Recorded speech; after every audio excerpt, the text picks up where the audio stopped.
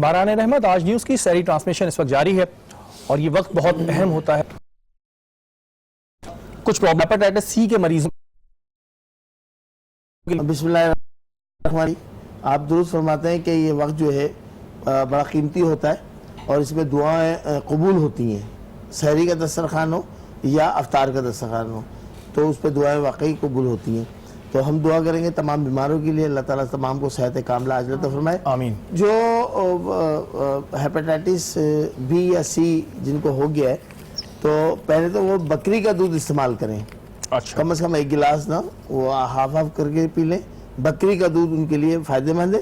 اور home remedy ہے کہ کلونجی لے لیں 50 گرام اور میتھی دانہ لے لیں 50 گرام اور جناب کاسنی کے بیج یہ آپ کو پنسار کی دکان میں مل جائیں گے آسانی سے. یہ 50 گرام لے لیں، یعنی کہ ہم وزن ہو گئی تینوں چیزیں. 50 گرام یہ لینے کے بعد ان کو صفوف کر لیں، پاؤڈر کر لیں اور ½ ٹیبل اسپون سحری میں، ½ ٹیبل اسپون اپنا افطار کے وقت آپ استعمال کریں. 2 وقت یعنی کہ اس کو لینا ہے. تو یہ عمل آپ 21 دن لازمی کر لیں. 21 دن بیچ میں ناغہ نہ ہو تو انشاءاللہ تعالیٰ اس کے بعد جب جا کے ٹیسٹ کروائیں گے تو آپ کو خود اندازہ ہو جائے گا کہ ہیپاٹائٹس بی اور اسی میں کتنا فائدہ ہوگا. اکثر لوگوں کو دمہ کا پرابلم ہوتا ہے، سانس بھی پھولنے لگتی ہے اور کچھ لوگ انہیلر کے بغیر رہ نہیں سکتے، تو ان کے لیے کوئی ہے ریمیڈی آپ کے پاس؟ جی ہاں، دمہ اور سانس موسم کے چینج ہونے پہ بھی کافی پرابلم کریٹ کرتا ہے. جو جن کو دمہ ہو، سانس ہو یا پرانی کھانسی ہو تو اس کے اندر وہ سانس لینا، بات کرنا بھی دوبر ہوتا ہے. 2-4 قدم چلتے ہیں تو سانس پھولنے لگتا ہے. ان تمام کیفیت کے لیے بہترین ہے گلے نیلوفر. گلے نیلوفر ٹھیک ہے. اس کا آپ کعوہ بنائیں اور وہ پینا شروع کریں صبح شام. 3 ہفتوں تک اس کو پینا ہے متواتر. تو دمہ اور سانس میں بقدر آرام آ جاتا ہے، بلکہ یہ بعض اوقات دیکھنے میں آیا کہ یہ مرض ہی جاتا رہتا ہے. ارے واہ، سبحان اللہ. اچھا، ایک چیز اور ڈاکٹر صاحب پرابلم آتی ہے کہ کچھ لوگوں کو شوگر کا پرابلم ہوتا ہے اور ان کو زخم ہو جاتا ہے، اور ظاہر ہے کہ شوگر کی ہم زخم کی حفاظت نہ کریں تو پھر وہ بہت بڑھتا جاتا ہے، تو اس کے لیے کیا ہے؟ دیکھیں، عام زخم بھی ہوتے ہیں. گھر میں ہمارے جو بہنیں ہوتی ہیں، خواتین ہوتی ہیں، ان کے بھی کٹ لگ جاتے ہیں ہاتھوں میں کام کرتے ہوئے.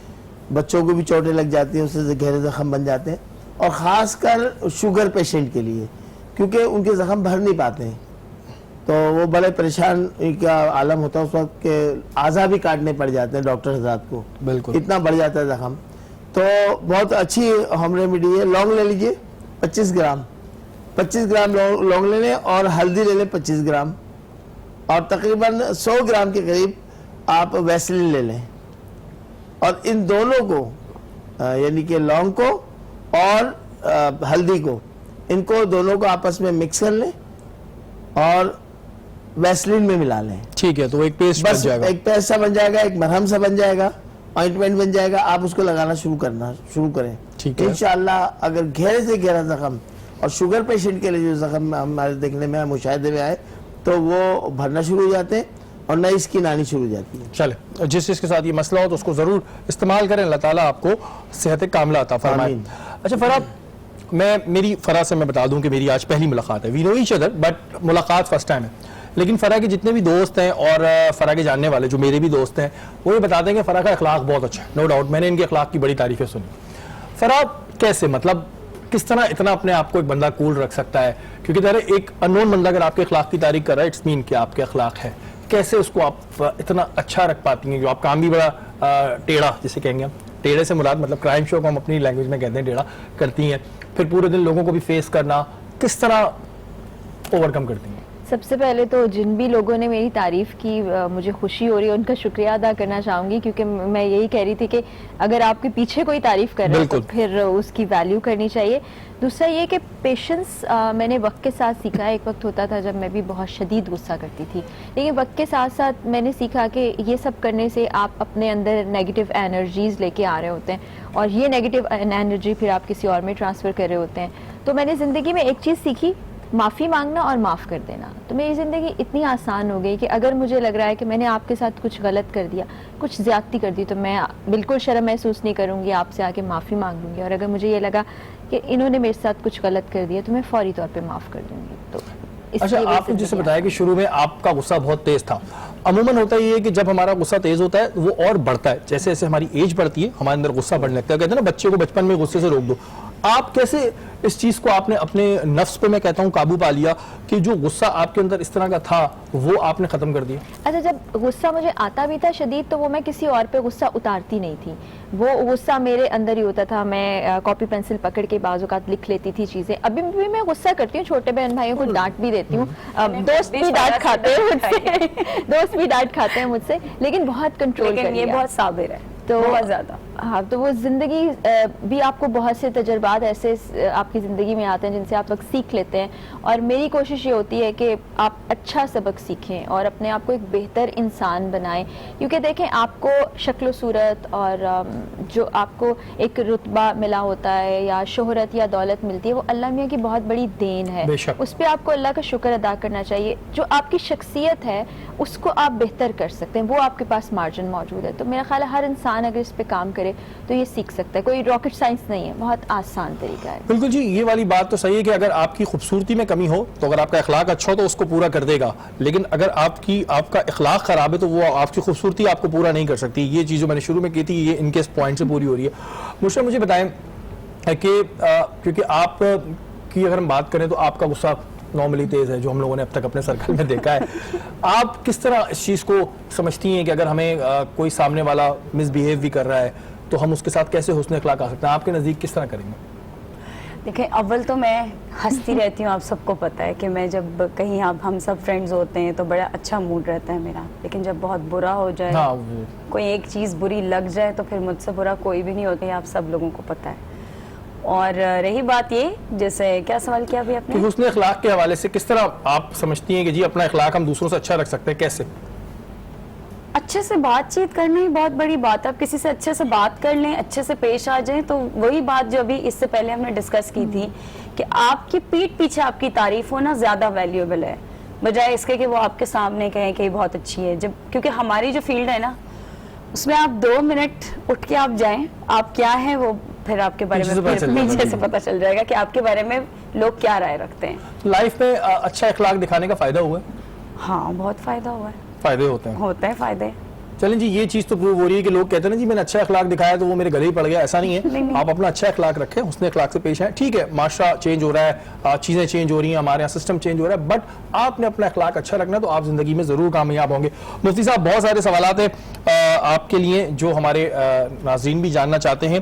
مجھے بتائیں کہ اگر روزے کی حالت میں کسی کے ساتھ یہ ہو جائے کہ اس کی نکسیر پھوٹ جائے اور خون آنے لگے تو کیا روزہ ٹوٹ جاتا ہے؟ نہیں، اس سے روزہ نہیں ٹوٹے گا. روزہ نہیں ٹوٹتا ہے. اچھا، کہ وہ خون جو ہے نا ذات اس نے جان کر تو نہیں نکالا اور نہ اس کے وہ اللہ تعالیٰ کی طرف سے جو ایک سمجھے کہ اس کے اوپر جو ایک چیز وارد ہوئی ہے تو شرعی حکم فقہ کے نزدیک اس سے روزہ نہیں جاتا. اچھا، روزے کی حالت میں عموماً یہ ایک چیز ہے کہ لوگ کہتے ہیں کہ خوشبو لگانے سے روزہ ٹوٹتا ہے کیونکہ خوشبو جو ہے وہ ناک کے ذریعے دماغ میں جاتی ہے.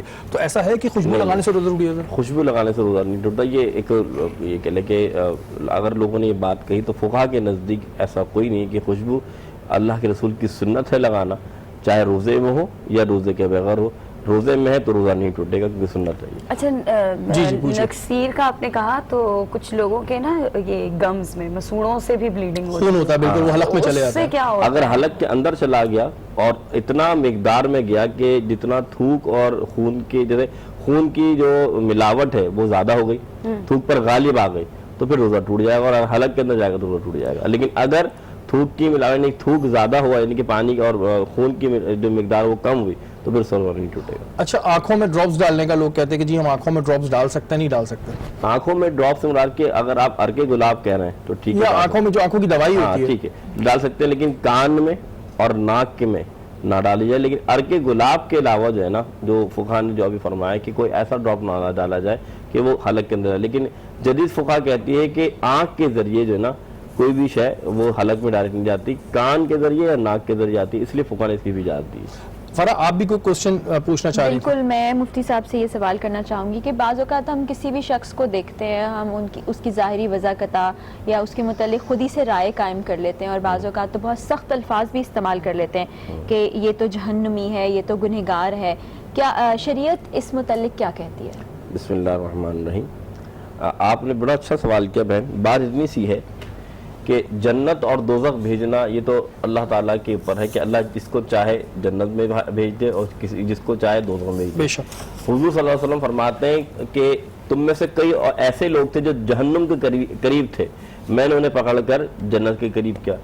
اور حدیث میں مراد یہ کہ کچھ لوگ ایسے ہوتے ہیں جو بہت نیک اعمال کرتے ہیں لیکن ان کی ایک خطا جو ہے نا وہ جہنم کی طرف لے جاتی ہے. لیکن اگر کوئی اپنے کردار میں سمجھتا ہے کہ میں بہت نیکوکار ہوں, میں بہت اچھا ہوں, تو پھر میں بھی بات کروں گا کہ شیری بھائی سے میں نے اکثر یہ بات کی کہ انما الاعمال بالنیات, عمل سے زندگی بنتی, جنت بھی جہنم بھی. کہ بندہ اپنی فطرت میں نہ نوری ہے نہ ناری, تم عمل تو کر رہے ہو لیکن تمہاری نیت میں یہ ہو کہ لوگ مجھے متقی کہیں, تم عمل تو کر رہے ہو لوگ مجھے اچھا کہیں, لیکن کردار ہے کیا کردار ہے. تو یاد رکھیے گا اللہ کے رسول فرماتے ہیں اللہ لا ينظر علی اجسامکم, اللہ لا ينظر علی اجسامکم لا ينظر علی صورکم ولکن ينظر علی قلوبکم, اور کما قال صلی اللہ علیہ وسلم, اللہ نہ تمہارا جسم دیکھتا ہے نہ تمہاری صورت دیکھتا ہے, اللہ دل دیکھتا ہے. تو مراد یہ کہ آپ جو اپنے دل کے اندر رکھتے ہیں رب اس کو دیکھ رہا ہے. لیکن کوئی اپنا کردار اچھا بنا کے یہ سمجھتا ہے کہ میں بالکل صحیح کر رہا ہوں اور دوسرے کو نیچا دکھا کر,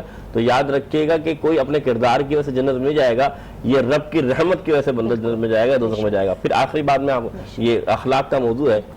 اللہ کے رسول صلی اللہ علیہ وسلم, معذرت آپ کی بات کاٹ رہا ہوں, میرا ایک کوشچن اور رہ گیا ہے جو مجھ سے کسی نے پوچھا تھا اور میں نے پرومس کیا تھا کہ میں پوچھوں گا.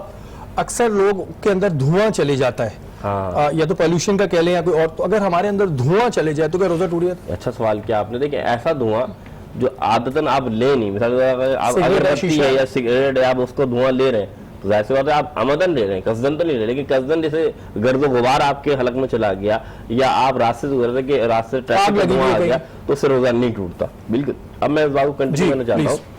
حدیث میں آتا اللہ کے رسول کے پاس ایک شخص آیا اور کہا یا رسول اللہ سب سے بہتر عمل کیا ہے؟ حضور نے فرمایا اخلاق. پھر دوسری جانب سے آیا, حضور نے فرمایا سب سے بہتر عمل کیا ہے؟ فرمایا اخلاق. پھر تیسری جانب سے آیا, فرمایا سب سے بہتر عمل کیا ہے؟ اخلاق. چوتھی مرتبہ آیا, حضور نے فرمایا کہ یا رسول اللہ اس سے بہتر عمل کیا ہے؟ حضور نے فرمایا کیا تمہیں نہیں معلوم اخلاق کے اندر سب سے بہتر عمل غصہ نہ کرنا ہے؟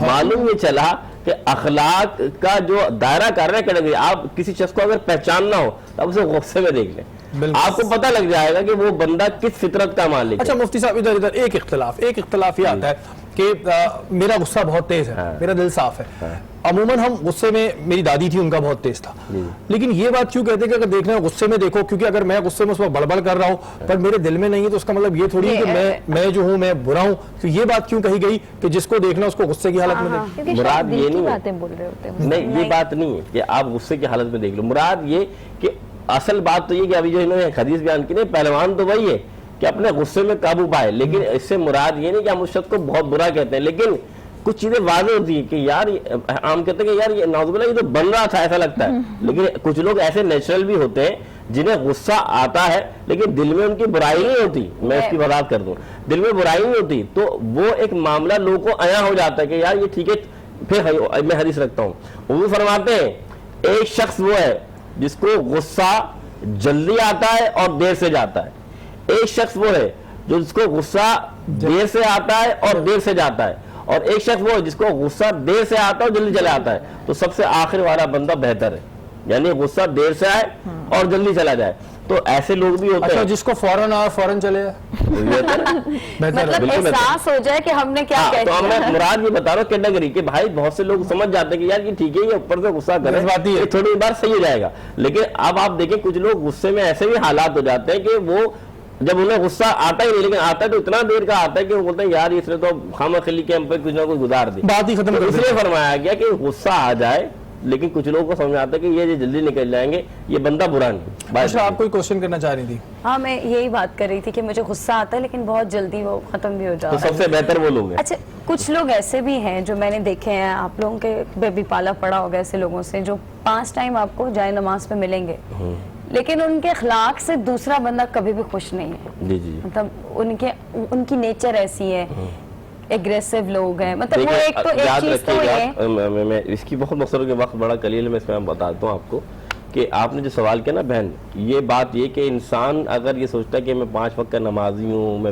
یہ حقوق اللہ ہے, حج کرنا, روزے رکھنا, یہ سب کرنا حقوق اللہ. اور کسی کے لیے برا سوچنا ہے، کسی کے لیے غلط کرنا، یہ حقوق العباد میں سے حضور نے فرمایا، جسے میں ہم کل خطبے پہ بات کر رہے تھے، فرمایا کہ حقوق اللہ معاف فرما دے گا، لیکن حقوق العباد یہ ہے کہ جب تک اس بندے سے معافی نہیں مانگے نا اللہ تعالیٰ اسے معاف نہیں کرے گا، چاہے اس کے لیے وہ کچھ بھی سوچتا ہے، وہ خود بولے کہ یار میں تو بہت نیک ہوں، فلاں گناہ گار ہے، میں نماز پڑھتا ہوں، اللہ مجھے بخش دے گا، اللہ اس وقت تک نہیں بخشے گا جب تک کہ وہ بندہ معاف نہ کرے۔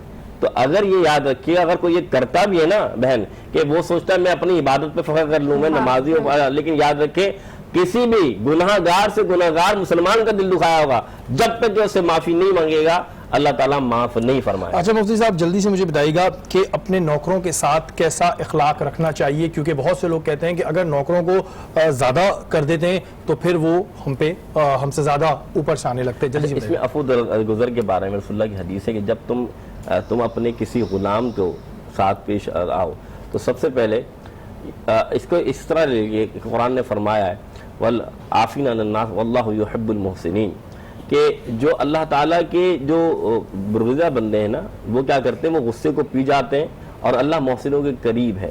تو مراد یہ کہ اگر آپ کا کوئی غلام ہے کوئی بھی، تو اس سے آپ سے ایسے پیش آنا ہے کہ حضور نے فرمایا کہ اسے اگر کوئی غلطی کر دے تو عفو درگزر کر دو، اور اگر ٹھیک ہے یہ چیز ابھی ڈسکس کرنی تھی لیکن اس کو ہم آگے کبھی ڈسکس کریں گے۔ آج بات ہو رہی تھی حسن اخلاق کے حوالے سے۔ اس نشست سے ہم نے یہی سیکھا کہ اگر ہم اپنا اخلاق اچھا رکھیں گے تو یہ دنیا ہمارے لیے بہت آسان ہے، اور اگر ہم اپنا اخلاق برا رکھیں گے تو یہ دنیا ہمارے لیے بہت مشکل ہے۔ کل دوبارہ حاضر ہوں گے، تب تک کے لیے اپنے میزبان سید شہریار عاصم کو اجازت دیجیے۔ اللہ نے کے بعد